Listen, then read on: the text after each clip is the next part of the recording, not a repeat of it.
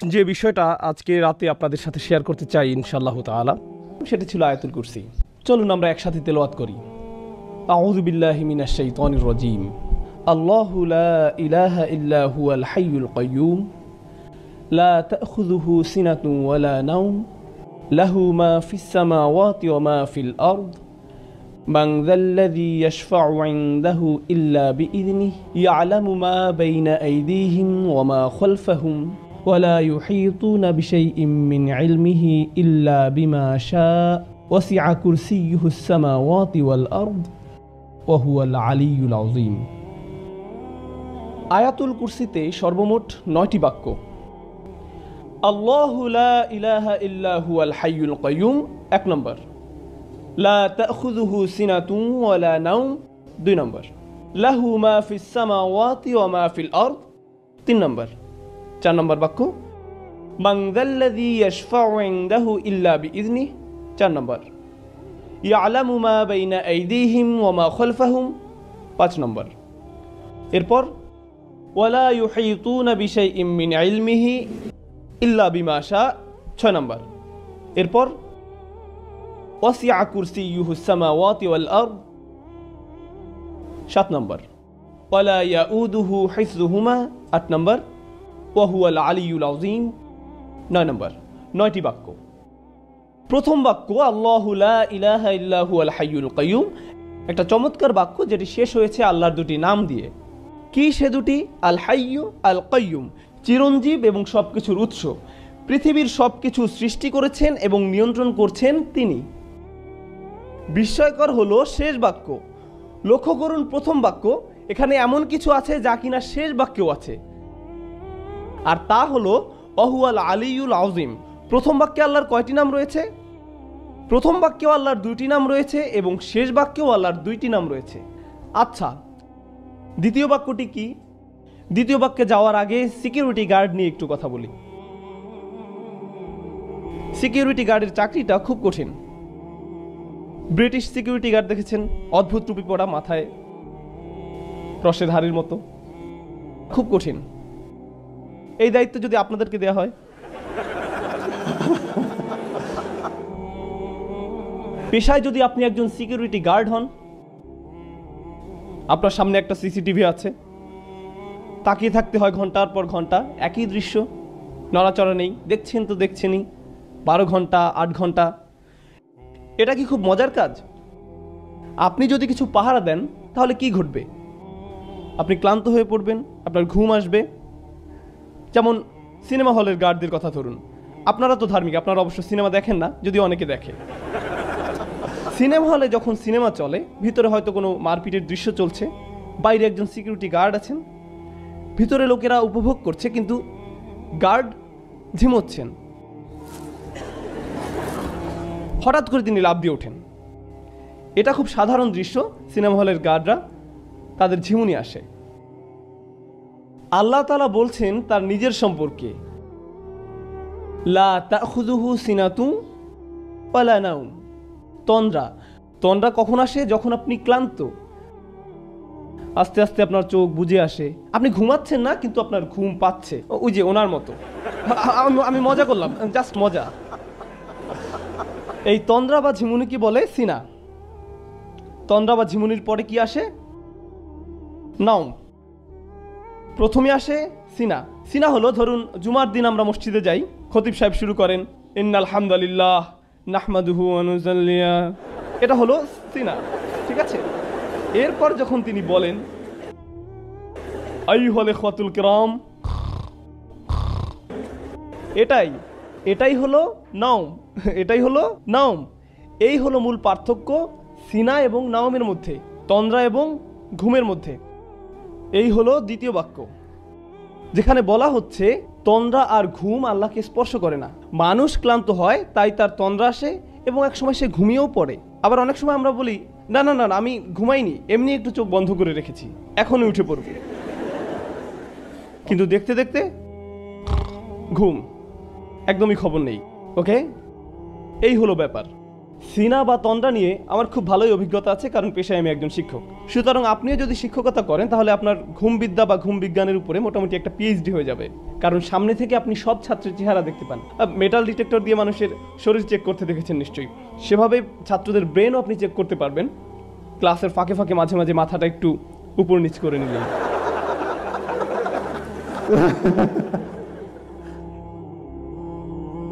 এই হলো দ্বিতীয় বাক্যের আলোচনা, ঘুম না ক্লান্তি ও ঘুম নিয়ে, তন্দ্রা এবং ঘুম সম্পর্কে। শেষ দিক থেকে দ্বিতীয় বাক্য কি?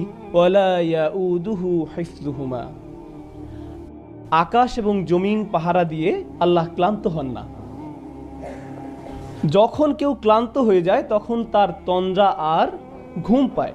দ্বিতীয় বাক্যের সাথে শেষ দ্বিতীয় বাক্যের এই হলো চমৎকার মিল। লা তাখুযুহু সিনাতু ওয়ালা নাওম ওয়ালা ইয়াউদুহু হিফযুহুমা। আল্লাহ বলছেন লাহু মা ফিস সামাওয়াতি ওয়া মা ফিল আরদ, আসমান এবং জমিনে যা কিছু আছে সব তিনি নিয়ন্ত্রণ করেন। এই বিষয়ে কথা বলার আগে দুটি বাক্য, আল্লাহর দুটি নামের মধ্যে পার্থক্য বুঝতে হবে, মালিক এবং মালিক। আল্লাহর দুটি নাম মালিক ও মালিক, দুটি শব্দের মধ্যে পার্থক্য ধরতে পারলে আয়াতটা বুঝতে সহজ হবে, এই জন্যই বলা। মালিক শব্দের অর্থ অধিকারী, মালিক অর্থ অধিকারী, আর মালিক শব্দের অর্থ আগে একবার বলেছিলাম, মালিক অর্থ রাজা। রাজা আর অধিকারীর মধ্যে কোনো পার্থক্য আছে? আছে। আপনি আপনার কলমের মালিক, কিন্তু আপনি বলেন না যে আমি এই কলমের মহান রাজা। আপনি এমনটা করেন না, কারণ আপনি জানেন এটা একটি হাস্যকর কথা। বুঝতে পেরেছেন? মালিক হয় ছোট জিনিসের, আপনি হতে পারেন গাড়ির মালিক, কম্পিউটারের মালিক, মোবাইলের মালিক, কিন্তু আপনি এর রাজা নন। রাজত্ব শব্দ ব্যবহার হয় বড় কিছু বোঝাতে। এখানে আরেকটা সমস্যা, মালিকানা, মালিকানা ব্যবহার হয় সম্পত্তির ক্ষেত্রে, এর ব্যবহার সম্পত্তির ক্ষেত্রে, কিন্তু রাজত্ব এমন নয়। আপনারা জানেন রাজা একখণ্ড জমি বা একটা গাছের উপর রাজা নন, তিনি একটি ভূখণ্ডের বসবাসকারী মানুষের রাজা। রাজত্ব একটা দেশের মানুষকে নিয়ন্ত্রণ করার জন্য, আর মালিকানা ব্যবহৃত হয় সম্পদের জন্য, দুইটা ভিন্ন জিনিস।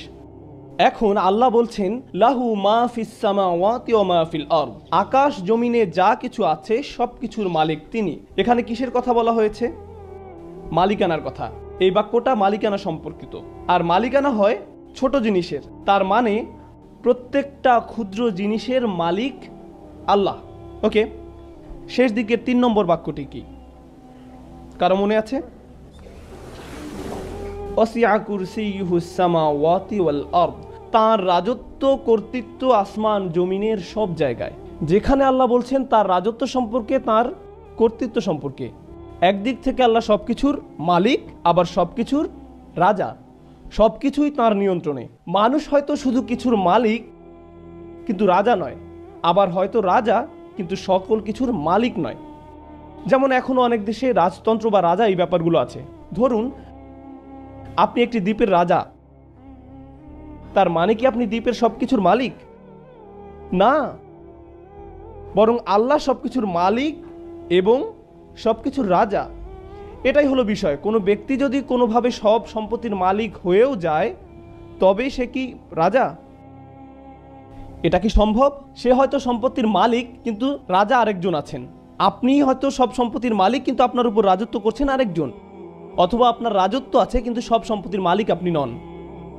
কিন্তু আল্লাহর দুটোই আছে, আল্লাহ একই সাথে মালিক এবং মালিক। আল্লাহ তার মালিকানার কথা বলছেন এভাবে, লাহু মা ফিস সামাওয়াতি ওয়া মা ফিল আরদ, তৃতীয় বাক্য। আর তার রাজত্বের কথা বলছেন ওয়াসিআ কুরসিয়ুহুস সামাওয়াতি ওয়াল আরদ। আচ্ছা, এবার চতুর্থ বাক্য কি? পিছন থেকে পড়ে আসি। আল্লাহু লা ইলাহা ইল্লা হুয়াল হাইয়ুল কাইয়ুম লা তাখুযুহু সিনাতুন ওয়ালা নাওম লাহু মা ফিস সামাওয়াতি ওয়া মা ফিল আরদ। এরপর মান যাল্লাযী ইয়াশফাউ ইনদাহু ইল্লা বিইযনিহি, আল্লাহ বলছেন কে আছে তার কাছে তার অনুমতি ছাড়া শাফায়াত করবে। লক্ষ্য করুন, শাফা কি? শাফা শব্দের সহজ অর্থ হলো মধ্যস্থতা। আরও সহজ করে বললে শাফা মানে কারো মাধ্যমে যোগাযোগ করা। আরও সহজ করে বললে শাফা মানে কারো মাধ্যমে সুপারিশ করা। শাফা মানে আপনি চাকরি হারাতে বসেছেন, কিন্তু আপনার চাচা বা মামা ম্যানেজার, তিনি বললেন না না না না না, সে থাক, সে ভালো, তাকে রাখা যায়, সে ভালো। এটাই হলো শাফা। কিয়ামতের দিন যখন আমরা চরম বিপদগ্রস্ত থাকবো, তখন কেউ একজন এসে বলবে, না না না না, সে থাক, সে আমার সাথে, তার জন্য সহজ করুন। আমরা চাইবো যেন আল্লাহ আমাদের জন্য রাসূল সাল্লাল্লাহু আলাইহি সাল্লামের শাফায়াত কবুল করেন, কিন্তু আল্লাহ বলছেন সেদিন তোমার জন্য সুপারিশ করতে কেউ আসবে না। তোমার চাচা, তোমার ভাই, তোমার বাবা, তোমার মা, অফিসের বস, কেউ না। কেউ বলবে না আল্লাহ সে ভালো, সে থাক।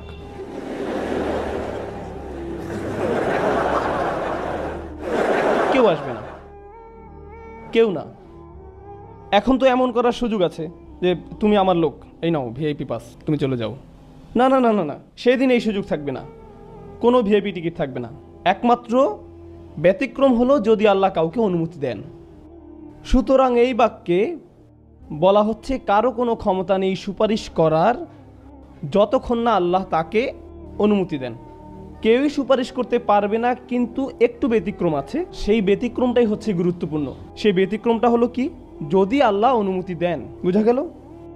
আচ্ছা, ওয়ালা ইউহিতুনা বিশাইইম মিন ইলমিহি, তারা কিছুই জানে না, তারা তার জ্ঞানের পরিধির কিছুই জানে না, ইল্লা ছাড়া, বিমা শা। চতুর্থ এবং ষষ্ঠ বাক্য দুটোই হলো আল্লাহর ঘোষণা এবং ব্যতিক্রম হিসাবে তার দেয়া সুযোগ সম্পর্কে। তার ঘোষণা হলো কারো সুপারিশ করার ক্ষমতা নেই, কিন্তু ব্যতিক্রম হলো যাকে আল্লাহ অনুমতি দেন। তাদের কোনো জ্ঞান নেই, কিন্তু ব্যতিক্রম হলো যাকে তিনি জ্ঞান দিতে চান সে। অন্যথায় তারা কিছুই জানে না। ওয়ালা ইউহিতুনা বিশাইইম মিন ইলমিহি ইল্লা বিমা শা। চতুর্থ আর ষষ্ঠ বাক্যের এই হলো চমৎকার মিল। প্রথম আর নবম বাক্য, দ্বিতীয় আর অষ্টম, তৃতীয় আর সপ্তম, চতুর্থ আর ষষ্ঠ। কি বাকি আছে? মধ্যের বাক্য। তিনি বলছেন ইয়ালামু মা বাইনা আইদিহিম ওয়া মা খালফাহুম। তিনি বলছেন তিনি মানুষের সামনে এবং পেছনে যা আছে সব জানেন। তিনি জানেন আয়াতের পেছনে যা ছিল এবং সামনে যা আছে। তিনি আয়াতের মাঝখানে এই বাক্যটা দিলেন আর বলছেন সামনে পেছনে যা আছে আমি জানি। কে এভাবে বলতে পারেন? কে পারেন? সুবহানাল্লাহ। এভাবেই আল্লাহ তার কথা বলেন, এভাবেই আল্লাহ তার বক্তব্য তুলে ধরেছেন। কেন আমরা বুঝতে পারি না? সমস্যাটা কোথায়? কারণ আমরা কোরআনকে একটা সাধারণ বইয়ের মতো পড়ে যাই, আমরা একটা সাধারণ লেখার মতো পড়ে যাই। আমরা গণনা করি 1 2 3 4 5 6 7 8 9। সাহাবায়ে কেরামরা কি এমনটা করেছেন? নাকি রাসূল সাল্লাল্লাহু আলাইহি ওয়াসাল্লাম তাদেরকে বলেছেন লক্ষ্য করো বাক্য নম্বর 1, বাক্য নম্বর 9, 2 নম্বর আর 8 নম্বর, 3 নম্বর আর 7 নম্বর? না, কারণ তিনি শুধু কোরআন বলে গেছেন, বক্তব্যের মতো তিনি শুধু কোরআন বলে গেছেন। আজ আমরা এটা দেখতে পাই যখন সাহাবায়ে কেরামরা এটা লিখে গেছেন। কোরআন সকল বক্তব্যের চেয়ে সম্পূর্ণ নির্ভুল, এমনকি এটা বক্তব্য হওয়া সত্ত্বেও। আর কখন ভুল হওয়ার সম্ভাবনা বেশি থাকে? কিছু লিখলে না বললে। একবার কিছু লিখে ফেললে আর সেটা ফেরানোর উপায় নেই। যেমন ইউটিউবে একবার কিছু আপ করে ফেললে যা হয় আর কি। ধরুন যদি আপনি কাউকে একটা খারাপ মেইল লিখলেন, এরপর পাঠানোর আগে ভাবলেন এটা পাঠানো ঠিক হবে কিনা, এরপর ঈদ মোবারক লিখে পাঠিয়ে দিলেন। একবার সেন্ড করে দিলে আর ফেরাতে পারবেন না। পাঠিয়ে দিলেন তো দিলেনই, এরপর আর পাল্টানোরও সুযোগ নেই বা ফেরানোরও কোনো সুযোগ নেই। আল্লাহ সুবহানাহু ওয়া তাআলা কোরআনকে লিখিত অবস্থায় নাজিল করেননি, তিনি এটা বক্তব্য আকারে নাজিল করেছেন। এটা বক্তব্য আকারে নাজিল করেছেন। আপনারা জানেন আমি ভাষাবিদদের সাথে কথা বলেছিলাম, অমুসলিম ভাষাবিদ। তারা এটা বিশ্বাস করতে অস্বীকার করেছে যে কোরআন বক্তব্য। তারা অস্বীকার করেছে, বলেছে অবশ্যই এটা লিখিত। আমি বললাম হ্যাঁ এটা লিখিত, তবে পৃথিবীতে না, এটা লাওহে মাহফুজে লিখিত আছে। কিন্তু রাসূলুল্লাহ সাল্লাল্লাহু আলাইহি সাল্লামের উপর নাজিল হয়েছে বক্তব্য আকারে। যে এটা শুনবে সে বিশ্বাস করতে বাধ্য যে এটা মানুষের বক্তব্য হতে পারে না। এমন একটা জিনিস যার জন্য প্রয়োজন গভীর চিন্তা শক্তি। আর আমি আশা করি আপনারা যতটুকু সম্ভব ভালো করে খেয়াল করবেন। একটা কনসেপ্ট আপনাদের সাথে শেয়ার করতে চাই, আর যদি ভালো মনে হয় আরও একটা উদাহরণ শেয়ার করতে পারি। আমার একটি প্রিয় উদাহরণ, কনসেপ্টটা আপনাদের সাথে শেয়ার করছি। ধরুন আমি একটা আর্টিকেল নিলাম তাকওয়ার উপর, অথবা ইমানের উপর, অথবা হাদিসের উপর, অথবা ইসলামের যে কোনো বিষয়ের উপর, আর মাইক নিয়ে আর্টিকেলটি পড়া শুরু করলাম। মুসলিম বিশ্বে কখনো কখনো লিখিত খুতবা দেয়া যায়। ইমাম দাঁড়িয়ে সেই লিখিত খুতবাটি পাঠ করেন। যদি আপনি ইমামকে নাও দেখতে পারেন, কারণ আপনি সেই অসাম মুসলিমদের একজন যারা সবার শেষে আসে এবং বাইরে জুতার পাশে বসে, রাইট? আর যদি ইমামকে না দেখতে পান, আপনি কি বুঝতে পারবেন যে ইমাম বক্তব্য দিচ্ছেন নাকি পাঠ করছেন? আপনি বুঝতে পারবেন ওনার টোন থেকে, আপনি বুঝতে পারবেন, কারণ কথাগুলো স্বাভাবিক শোনাচ্ছে না। কারণ লিখিত ভাষা খুবই ফর্মাল হয়, বাক্যগুলো লম্বা হয়। আমি যে এখন আপনাদের সাথে কথা বলছি, এই পর্যন্ত আমি অগণিত ব্যাকরণগত ভুল করেছি। আমি একই কথা বারবার বলেছি।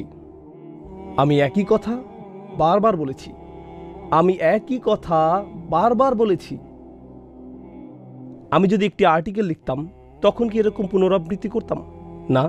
কেউ যদি আমার লেকচারকে লিপিবদ্ধ করে, সম্ভবত তিনি এই পুনরাবৃত্তিগুলোকে বাদ দিবেন। আর আমি এরকম বলি, আহা, বুঝতে পারছেন, হ্যাঁ, হ্যাঁ, কিন্তু আমি এগুলো লিখতে যাব না। এরকম দেখা যায় না? যেমন হ একার হে হে হে, লিখিত আকারে এরকম দেখা যায় না। আমি বলতে চাচ্ছি, আপনি কি কথা বলছেন নাকি পড়ছেন, তা বিশেষত যারা আপনার পরিচিত তারা বলতে পারবে। যদি আপনার সন্তান একটি কবিতা মুখস্থ করে যা আপনি আগে কখনো শুনেননি, সে মুখস্থ করে এসে আপনার সামনে কবিতাটি আবৃত্তি করতে লাগলো, আপনি কি বুঝতে পারবেন যে কবিতাটি আপনার সন্তান রচনা করেননি? আপনি বুঝবেন, কোথা থেকে এটা পেয়েছো? না না না, আমি নিজেই এটা বানিয়েছি। না, এটা তুমি বানাওনি, বলো এটা কোথায় পেয়েছো। আপনি বুঝতে পেরেছেন এটা তার কথা নয়। লিখিত ভাষা আর মৌখিক ভাষার মধ্যে পার্থক্য স্পষ্ট। লিখিত ভাষা অনেক বেশি নিখুঁত হয়, এত বেশি নিখুঁত হয় যে তা আর স্বাভাবিক মনে হয় না। স্বাভাবিকভাবে মানুষ এভাবে কথা বলতে পারে না। মানুষ কথা বলতে গিয়ে সংকোচ প্রকাশ করে, হঠাৎ থেমে যায়। রসুল সাল্লাল্লাহু আলাইহি সাল্লাম তার জাতির মাঝে 40 বছর ছিলেন। ভাষাবিজ্ঞানের একটা মতামত হলো, মানুষের কথা বলার নিজস্ব প্যাটার্ন থাকে। মানুষ একই ধরনের বাক্য ব্যবহার করে থাকে। কথা বলার সময় মানুষ একই ধরনের ভুল করে থাকে। মানুষ তাদের কথায় বাক্যাংশ ব্যবহার করে। যেমন আমি এই শব্দটা অনেক বলি। তো মৌখিক ভাষার একটা প্যাটার্ন থাকে। যখন রসুল সাল্লাল্লাহু আলাইহি সাল্লাম কোরআন আবৃত্তি করা শুরু করলেন, এটা কি ওনার স্বাভাবিক ভাষার মতো ছিল? না। আর আপনি কি সাথে সাথেই বলতে পারতেন, দাঁড়াও দাঁড়াও দাঁড়াও, উনি তো এভাবে কথা বলেন না, কেউ এভাবে কথা বলে না। তাহলে এটা কি? বুঝতে পারছেন? তারা ওনার সামনে কোনো বই দেখতে পায়নি, তারা কোনো ফেরেশতাকে ওনার কাছে বই দিতে দেখেনি, তারা এরকম কিছুই দেখেনি, কিন্তু তারপরেও তারা বুঝতে পেরেছিল তিনি এটা রচনা করেননি, এটা এসেছে অন্য কোনোখান থেকে, তিনি এটা রচনা করেননি। এজন্যই যখন তারা কোরআন শুনল, তখন তাকে জাদুকর আখ্যা দিল, তাই না? তারা ওনাকে বলেছিল জাদুকর। কিন্তু জাদু জিনিসটা হলো এটি চোখে দেখার বিষয়। এখন যদি আমি এখান থেকে একটা পাখি বের করে আনি, যদি আমি এখান থেকে একটা কাপড় বের করে আনি, আর এটা বের হতেই থাকে, তখন এটা হবে এমন কিছু যা আপনি চোখে দেখতে পান এবং বিস্মিত হবেন। জাদু সাধারণত এমন বিষয় যা আপনি দেখতে পান। কুরাইশরা রাসূল সাল্লাল্লাহু আলাইহি সাল্লামকে জাদুকর বলেছিল এমন কিছুর জন্য না যা তারা দেখেছিল, বরং এমন কিছুর জন্য যা তারা শুনেছিল। এটা অদ্ভুত। তারা এতটাই অভিভূত হয়েছিল এই বাণী দ্বারা, যদিও তারা ঈমান আনেননি, কিন্তু তারা এটাকে জাদুর মতোই বিস্ময়কর হিসেবে উপস্থাপন করেছিল। আমরা মনে করি তারা ওনাকে জাদুকর বলার মাধ্যমে অপমান করেছিল, কিন্তু আসলে তারা নিজেরাও বুঝতে পারেনি যে এর মাধ্যমে তারা ঈমানের দাবির অর্ধেক স্বীকার করে নিয়েছে। কারণ যখন আপনি কোনো কিছুকে জাদু বলেন, আপনি কিছু একটা বিশ্বাস করেছেন। আপনি তখন বলছেন, আমার কাছে এর যুক্তিসঙ্গত কোনো ব্যাখ্যা নেই, রহস্যময়, অস্বাভাবিক, অতিপ্রাকৃতিক কিছু একটা ঘটেছে যা বিজ্ঞান বা সাধারণ জ্ঞান দিয়ে বোঝা যায় না। এজন্যই আমি এটাকে কি বলবো? জাদু। ওকে, আপনি অর্ধেক মেনে নিয়েছেন। আপনি মেনেই নিয়েছেন যে এটা অদৃশ্য জগৎ থেকে এসেছে। আপনার এতটুকু অগ্রগতি হয়েছে। তো আশা করি এই কনসেপ্টটা নিয়ে আপনারা চিন্তা করবেন যখন নিজেরা কোরআন অধ্যয়ন করবেন। আশা করছি আবার যখন আমি আসব, যদিও এই ব্যাপারে সরকার কিছুই জানে না, সরকার বলতে আমার স্ত্রীকে বুঝিয়েছি, যদি হোম মিনিস্ট্রি থেকে অনুমোদন পাই তাহলে ইনশাল্লাহ আগামী বছর আমরা এটাকে বলি ডোমেস্টিক ভিসা, পরিবারের কাছ থেকে যেটা পাওয়া যায়। তো যদি আমার আশা হয়, আমি আপনাদের সাথে পুরো সেমিনারটি করব। পুরো সেমিনারের বিষয় হলো আল্লাহ কেন একই কথা বারবার বলেছেন? সূরাগুলো কেন এভাবে সাজানো? ঘটনাগুলো কেন এখানে একটু, ওখানে একটু এবং এখানে আরেকটু? নবীদের নাম দিয়ে আসলে কি বোঝায়? মূসা দিয়ে কি বোঝায়? ইব্রাহিম দিয়ে কি বোঝায়? এগুলো আরবি শব্দ নয়, এগুলো আরবি শব্দ নয়। এবং তাদের নামের মধ্যেও কি কোনো মুজিজা লুকিয়ে আছে? এর মধ্যেও কি মুজিজা আছে? সুবহানাল্লাহ। আরও কিছু প্রশ্ন আছে, যেমন কিছু কিছু মানুষ মনে করে যে কোরআনে ভুল আছে অথবা কোরআনে অসঙ্গতি আছে। নিয়ে আসুক, তাদের কি বলার আছে। আল্লাহ বলেছেন, হাতু বুরহানাকুম, নিয়ে আসো তোমাদের প্রমাণ, নিয়ে আসো তোমাদের অভিযোগ, নিয়ে আসো তোমাদের সমালোচনা। আল্লাহ তাদেরকে আমন্ত্রণ জানিয়েছেন এর জন্য। তো যখন তারা আনে, আপনি তখন বলেন এই কুফফারগুলো, এরা মনে করে কোরআনে অসঙ্গতি আছে। আরে ভাই, তারা তো সেটাই করছে যা আল্লাহ বলেছেন। ওয়েলকাম, নিয়ে আসুন, নিয়ে আসুন, আসুন শুনি আপনার কাছ থেকে, শুনি আপনার কি বলার আছে, তারপর আসুন উত্তর দেই, আসুন জবাব দেই। আমাদেরকে কখনোই সমালোচনার ভয় করা উচিত না। আমাদের গ্রন্থ এতটাই অসাধারণ যে আমাদের সমালোচনার ভয় করার দরকার নেই। এই গ্রন্থটিকে আমাদের ভালোবাসতেই হবে, আর এই গ্রন্থ নিয়ে আমাদের অত্যন্ত আত্মবিশ্বাসী হতে হবে। আমি আপনাদেরকে বলছি, এই বিষয়টি বিশেষভাবে এই কোর্সটি পড়ানোর জন্য আমি অত্যন্ত আগ্রহী, কারণ আমি নিজে উপকৃত হয়েছি। আপনার মধ্যে ঈমান রয়েছে, তবে হয়তো এর ধারণাটা আধ্যাত্মিক। যখন এই বিষয়গুলো জানবেন, তখন বুদ্ধির জগতেও ঈমান প্রভাব বিস্তার করবে। কোনো মানুষের দ্বারা এই মুজিজা সম্ভব না, এটা অসম্ভব, এটা অসম্ভব। সর্বশেষ যে উদাহরণটি আপনাদের সাথে শেয়ার করছি, এটা কোরআনের মুজিজা না, বরং সৌন্দর্য, কোরআনের একটি সৌন্দর্য। একবার আমি লিফটে ছিলাম এক লোকের সাথে, যে কিনা টেক্সাসের স্থানীয়। সে আমার দিকে তাকালো আর বুঝতে পারলো যে আমি একজন মুসলিম। সে আমাকে বলল, তুমি মুসলিম তাই না? আমি বললাম, হ্যাঁ। তোমরা মুসলিমরা বেহেশতে গিয়ে কি পাবে? আমি হলাম লিফটে, আমার গন্তব্য চলে আসছে, এখন আমি তার সাথে জান্নাত নিয়ে দীর্ঘ আলোচনা করতে পারবো না। এই মুহূর্তে তাকে একটা বিষয় দিতে হবে। তো আমি বললাম, ড্রিঙ্কস, তারপর চলে গেলাম।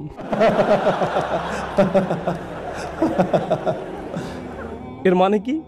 তো যাই হোক, তো যখন আমি তাকে বললাম ড্রিঙ্কস, এর দ্বারা আমি কি বুঝিয়েছি?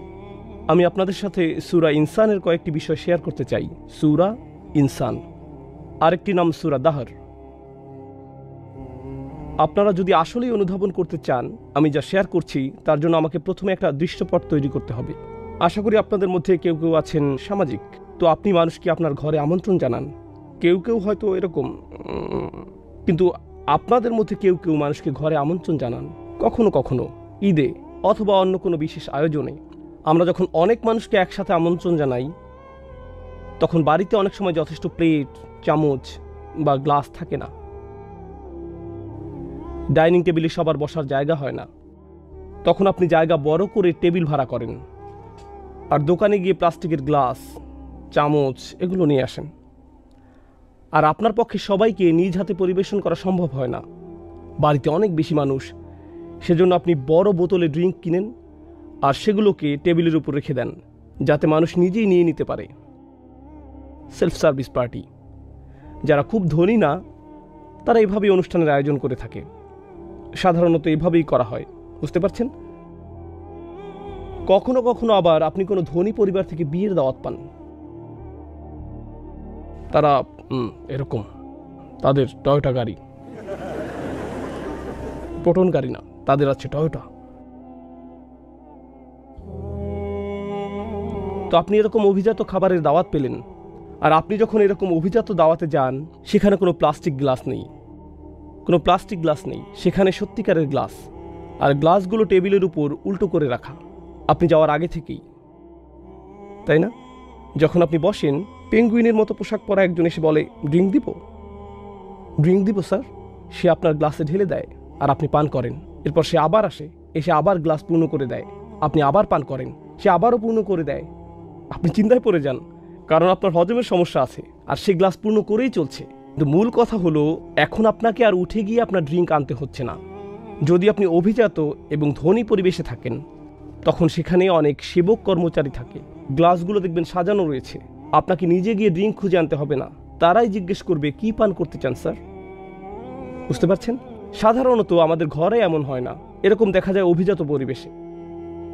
কেন আমি এটা বললাম? কারণ কোরআনে যখন জান্নাতের আলোচনা এসেছে, বিশেষ করে সূরা ইনসানে আল্লাহ জান্নাতের কথা বলেছেন, তিনি বলেছেন ড্রিঙ্কের কথা। আর তিনি ড্রিঙ্কের কথা বলেছেন 3 বার একই সূরাতে। প্রথমবার তিনি যখন ড্রিঙ্কের কথা বলেছেন, ইন্নাল আবরারা ইয়াশরাবুনা মিন কাসিন, ধার্মিকরা, ভালো মানুষেরা, আল্লাহুম্মা জাআলনা মিনহুম, তারা পান করবে কাপ থেকে। ভাষা থেকে বোঝা যায় তারা উঠে যাবে এবং ড্রিঙ্ক হাতে তুলে নেবে। ড্রিঙ্কসগুলো কাছেই থাকবে। আপনি জান্নাতের ঝর্ণার পাশে, সামনে টেবিলে ড্রিঙ্কসগুলো লাইন দিয়ে সাজানো। দাঁড়াও, আমি এখনই আসছি। আপনি গেলেন আর ড্রিঙ্ক তুলে দিলেন। আরেকটি সেলফ সার্ভিস। এটা প্রথম লেভেল। ইন্নাল আবরারা ইয়াশরাবুনা মিন কাসিন। ওকে, কোনটি আরো অভিজাত পার্টি? আপনি যেখানে নিজে ড্রিঙ্ক নিতে যান, নাকি যেখানে আপনার কাছে ড্রিঙ্ক পরিবেশন করা হয়? যেখানে ড্রিঙ্ক পরিবেশন করা হয়। কয়েকটি আয়াত পর ওয়ায়ুসকাউনা ফিহা কাসান, তাদেরকে কাপে করে ড্রিঙ্ক পরিবেশন করা হবে। এখন তারা নিজেরা নিয়ে পান করছে না, বরং তাদের কাছে পরিবেশন করা হচ্ছে। ওয়ায়াতুফু আলাইহিম বিলদানুম মুখাল্লাদুন, তরুণ সেবকরা চারপাশে ঘুরে বেড়াবে। স্যার, আরেকটু দিব। তারা ঘুরে বেড়াবে আর ড্রিঙ্ক পরিবেশন করবে। তো এটা হলো আরও অভিজাত পরিবেশ। একটা মজার ব্যাপার হলো, যখন কোনো ওরিয়েন্টালিস্ট বুদ্ধিজীবী বলেন কোরআন আলোচনা করেছে এমন জনগোষ্ঠীকে নিয়ে যারা মরুভূমিতে বসবাস করত, আর এজন্যই বেহেশতে ড্রিঙ্কস পাওয়ার কথা বলেছে। আদিম যুগ ছিল তো, এই জন্য। আমি বলি, আপনি আদিম যুগের। আজকের দিনেও আপনি যান একটা অভিজাত পার্টিতে, সেখানে কি দেখবেন?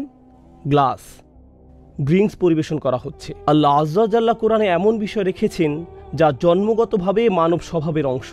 আমরা প্রযুক্তিতে যতই অগ্রসর হই না কেন, এটা তখনও থাকবে যখন আপনার কাছে কেউ খাবার পরিবেশন করে, তখন মনে হয় হ্যাঁ, এটা ফার্স্ট ক্লাস। কেন আপনি এক্সট্রা টাকা দেন বিমানের ফার্স্ট ক্লাস টিকিটের জন্য? কারণ তারা আপনার কাছে এসে বলে, স্যার এটা নিবেন, সেটা নিবেন, ওটা নিবেন। যখন আপনি ইকোনমিক ক্লাসের সিটে থাকেন, হেঁটে যাওয়ার সময় তারা আপনার চেয়ারে লাথি মেরে চলে যায়। দুইটা আলাদা বিষয়।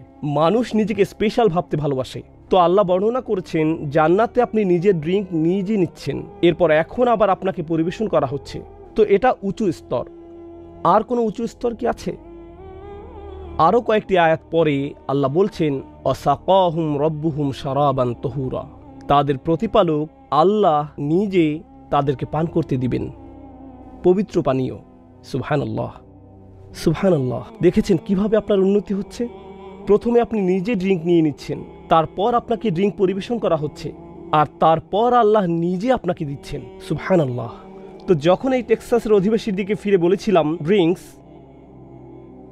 আমি এটাই বুঝিয়েছিলাম বিষয়টা এত চমৎকার। চিন্তা করতে পারেন যে আল্লাহ আজ্জা ওয়া জাল্লা নিজে আপনাকে পান করতে দিচ্ছেন। ওয়াসাকাহুম রব্বুহুম শারাবান তাহুরা, এই একটা কারণই যথেষ্ট। জান্নাত সম্পর্কে আর কিছু জানার আমার দরকার নেই। শারাবান তাহুরা আমার জন্য যথেষ্ট। সুবহানাল্লাহ। এভাবেই কোরআন যুক্তি উপস্থাপন করেছে। উম্মার জন্য আজ এটা জরুরি। যে আমরা আবারও কোরআনের চমৎকারিত্ব অনুধাবন করি। এই গ্রন্থটি আসলে কি তা পুনরায় আবিষ্কার করাটা এটা জরুরি। আমরা সুদীর্ঘ সময় কোরআনের টেকনিক্যাল বিষয়গুলো নিয়ে ব্যস্ত ছিলাম। টেকনিক্যালিটি। মুসলিমরা অনেকেই যখন কোরআন নিয়ে চিন্তা করে, তারা শুধু চিন্তা করে হালাল হারাম নিয়ে। হালাল হারামের আয়াত সংখ্যা অনেক কম, আর সেগুলোও চমৎকার। কিন্তু এরপর চমৎকার এই গ্রন্থটির বাকি অংশগুলোর কি হবে? ও না, আমি জানি এটাতে কি আছে। আসলেই সবচেয়ে জ্ঞানী মানুষটিকে সাল্লাল্লাহু আলাইহি সাল্লাম এই গ্রন্থটি শিখানো হয়েছিল 23 বছর ধরে, আর আপনি জানেন এটাতে কি আছে, অথচ একবারও গ্রন্থটি পুরোটা পড়েননি। এটা কিভাবে সম্ভব? কেন আমরা গ্রন্থটিকে এত কম মূল্যায়ন করি? এত কম। আমি প্রার্থনা করি উম্মাহ হিসেবে পৃথিবীর যেখানেই আমরা থাকি, যাতে আমরা এই চমৎকার গ্রন্থের প্রতি আমাদের ভালোবাসা, অনুভূতি এবং শ্রদ্ধাকে বৃদ্ধি করতে পারি। আল্লাহর কসম, যখনই আমি পড়ি, আমি এমন কিছু খুঁজে পাই আর বলি, ও ইয়া রব, বিষয়টা চমৎকার, এটা অসাধারণ। সব সময় আসলেই তখন আমাকে বিরতি নিতে হয়। তখন কোরআন মুখস্থ করি, এরপর থামি এবং নোট করি। কারণ এটা এতই চমৎকার যে আমি তখন আর চিন্তা করতে পারি না। কারণ অসাধারণ একটা বিষয় মাত্র অনুধাবন করতে পারলাম। আমার আশা হলো যত কম পরিমাণে আমি অধ্যয়ন করতে পারি, আমি যথাসম্ভব চেষ্টা করব যাতে আপনাদের সাথে সেটা শেয়ার করতে পারি। আর আমি আশা করি আপনারা আমাকে সহায়তা করবেন এই উদ্দেশ্য পূরণের পথে বিইজনিল্লাহ। আপনি যদি বাইয়িনা টিভি থেকে উপকৃত হয়ে থাকেন, আমি দোয়া করি আপনি আরও উপকৃত হতে থাকেন, কোরআনের সাথে সম্পর্ক আরও বৃদ্ধি করতে থাকুন। আপনারা আমাদের জন্য একটি বড় অনুগ্রহ করতে পারেন, আর তা হলো এটাকে ছড়িয়ে দেয়া। কারণ আমার পরিকল্পনা হলো পরবর্তী 5 থেকে 10 বছরে আমি চিন্তা করি মাইলস্টোন হিসেবে, যদি আল্লাহ চান, আমি স্ট্যান্ডার্ড কোরআনিক শিক্ষা উপস্থাপন করতে চাই স্কুল, ইউনিভার্সিটিগুলোতে। আমি নিজে স্কুল হতে চাই না, তবে স্কুলগুলোকে হেল্প করতে চাই। আমি প্রত্যেকের ব্যক্তিসত্তাকে হেল্প করতে চাই। আমি নিজে হয়তো আপনাকে ব্যক্তিগতভাবে পড়াতে পারবো না, কিন্তু আমি আপনাকে উপকরণ দিতে চাই যাতে ঘরে বসেই বিষয়গুলো জানতে পারেন, আর যাতে আপনার সন্তানদেরকেও এই বিষয়ে হেল্প করতে পারেন। এটা করার এখনই আমাদের জন্য প্রকৃত সময়। তো এটাই ছিল সংক্ষিপ্ত মেসেজ যা আপনাদের সবার সাথে শেয়ার করতে চেয়েছিলাম। আমি আশা করি এই আলোচনা থেকে আপনি উপকৃত হয়েছেন, আর আপনাদেরকে অনেক অনেক ধন্যবাদ। মালয়েশিয়াতে এটাই আমার শেষ আলোচনা। আমি এবং আমার টিম আমরা পুরোপুরি বিনয়াবনত এবং সম্মানিত হয়েছি এখানে আসার কারণে। আর আমি খুবই আনন্দিত যে এখানে এই দেশে যে ভালো বিষয়গুলো হচ্ছে তা নিয়ে। আমি জানি সমস্যা সকল দেশেই আছে, আর আপনাদের দেশেও সমস্যা আছে, এতে কোনো সন্দেহ নেই। কিন্তু যে সম্ভাবনা এখানে রয়েছে, যে সম্ভাবনাগুলো এখানে রয়েছে, আমি আপনাদেরকে বলছি তা হলো অসাধারণ। সেগুলো সত্যি অসাধারণ। আর এজন্যই আপনাদের দায়িত্ব হলো বিশেষ কিছু করা এই দেশে, বিশেষত এই শহরে। কারণ আপনারা যখন এই শহরে কিছু করবেন, তা সারা দেশে ছড়িয়ে পড়বে। এটা হলো এই দেশের সাংস্কৃতিক রাজধানী। মুসলিমদের সংখ্যা এখানে উল্লেখযোগ্যভাবে ভালো। সচেতন মুসলিম যারা কৌতূহলী এবং প্রবল উৎসাহী, তাদের ধর্ম সম্পর্কে জানার ব্যাপারে। আপনার দিনকে হালকাভাবে নেবেন না, এটাকে হালকাভাবে নেবেন না। নিজেকে পুনরায় শিক্ষিত করুন, কোরআন নিয়ে আলোচনা আবারও শুরু করুন, নিজেকে পুনর্বিন্যাস করুন। হতে পারে কখনো কখনো আপনার ভিতরে খারাপ মতামত থাকতে পারে আল্লাহ যা বলেছেন সে সম্পর্কে, অথবা আপনি হয়তো অনেক আগে কিছু শুনেছিলেন আর তা আপনার মধ্যে খারাপ অনুভূতি তৈরি করেছে। এটা অত্যন্ত দুঃখের বিষয় যে এত এত মানুষ আল্লাহর কিতাবের বিষয়ে এমন মেসেজ ছড়াচ্ছে যা ঘৃণায় পরিপূর্ণ, যা নিরাশায় ভরা। আমরা এরকম করতে পারি না। আমাদেরকে আশার বাণী ছড়াতে হবে। কোরআন আশার বাণী দিয়ে পরিপূর্ণ। আমি বাড়িয়ে বলছি না। যদি সিরিয়াসলি কোরআন অধ্যয়ন করেন, আপনি আশায় পরিপূর্ণ হয়ে যাবেন। আপনি আশায় পরিপূর্ণ হয়ে যাবেন। আপনাদের মধ্যে কারোই এমন মনে করা উচিত না যে আপনি আল্লাহর কাছে মাফ চেয়ে দোয়া করেছেন আর এর পরেও দ্বিধান্বিত হয়ে থাকবেন এটা ভেবে যে আপনি ক্ষমা পাবেন কিনা। কোরআন আমাদেরকে গ্যারান্টি সহকারে উত্তর দেয়। কিভাবে জানবেন নিশ্চিতভাবে যে আপনি ক্ষমা পেয়েছেন?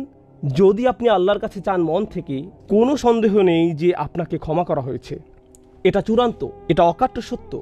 আপনারা জানেন মাধ্যাকর্ষণ শক্তির কিছু মূলনীতি আছে, পদার্থবিদ্যার মূলনীতি আছে, রসায়নে মূলনীতি আছে। একইভাবে ইস্তেগফারেরও মূলনীতি আছে, তাওবার মূলনীতি আছে, পার্থিব সফলতার মূলনীতি আছে, পরলৌকিক সফলতার মূলনীতি আছে। এগুলো পরিবর্তিত হয় না, এগুলো স্থির অপরিবর্তনীয় মূলনীতি। যদি আপনি মন থেকে আন্তরিকভাবে আল্লাহর দিকে ফিরেন, এটা কবুল হয়েছে, গ্যারান্টি দেওয়া আছে, এ ব্যাপারে কোনো সন্দেহ নেই। এরপর আর বলতে যাবেন না আমার জানা নেই এটা কি যথেষ্ট ছিল কিনা। আপনি যদি মন থেকে আন্তরিকভাবে ক্ষমা চেয়ে থাকেন, তাহলে এটাই যথেষ্ট। ভবিষ্যৎ নিয়ে চিন্তা করুন, অতীত নিয়ে আটকে থাকবেন না। আপনাদের অনেকেই সময় অপচয় করেছেন, দিন শিক্ষায় যথেষ্ট সময় ব্যয় করেননি। হতে পারে আপনি ব্যস্ত ছিলেন পার্থিব বিষয় নিয়ে।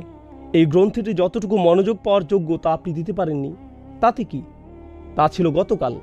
আল্লাহ আপনাকে আজকে নিঃশ্বাস নেয়ার এবং আগামীকাল ভালো কিছু করার সুযোগ দিয়েছেন। তাই এখনই পরিবর্তিত হয়ে যান, এখনই নিয়ত করে ফেলুন।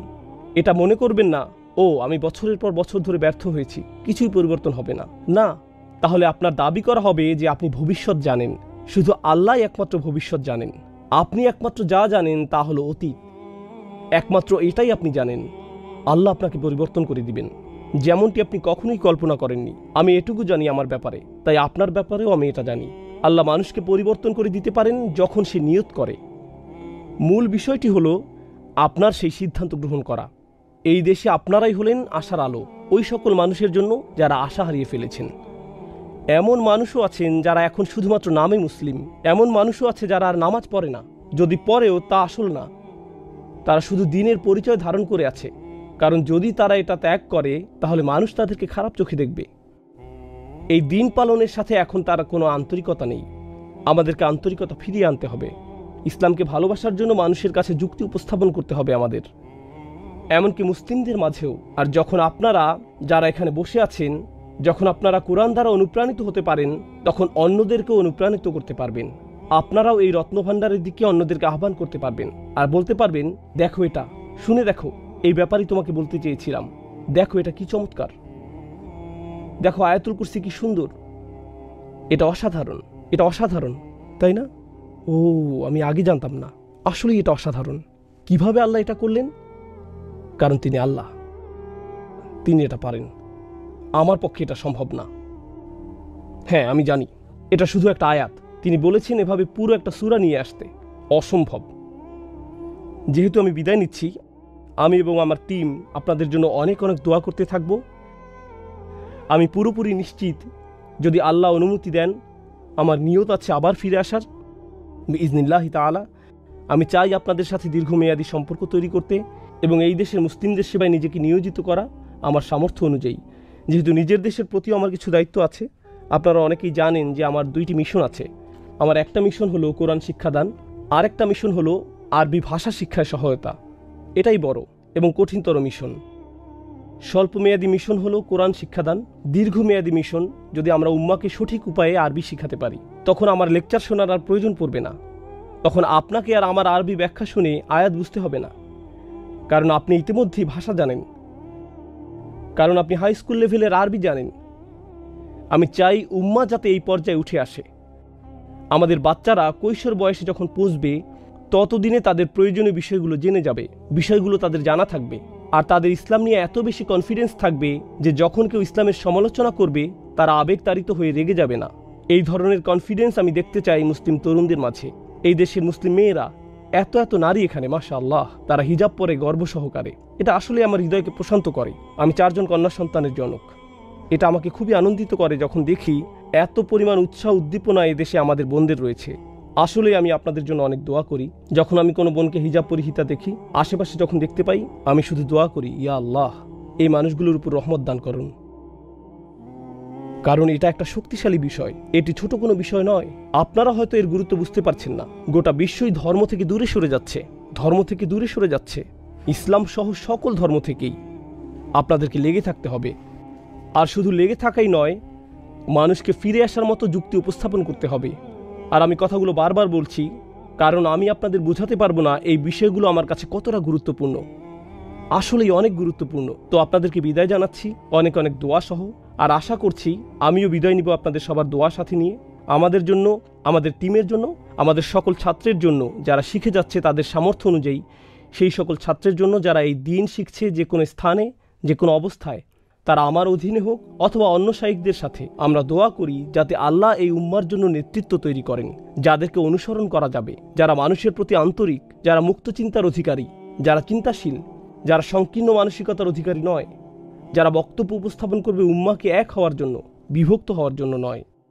এটাই আমাদের আশা আমাদের উম্মার জন্য। তো এই সকল বিষয়ে দোয়া করতে করতে আপনাদের কাছ থেকে বিদায় জানাচ্ছি।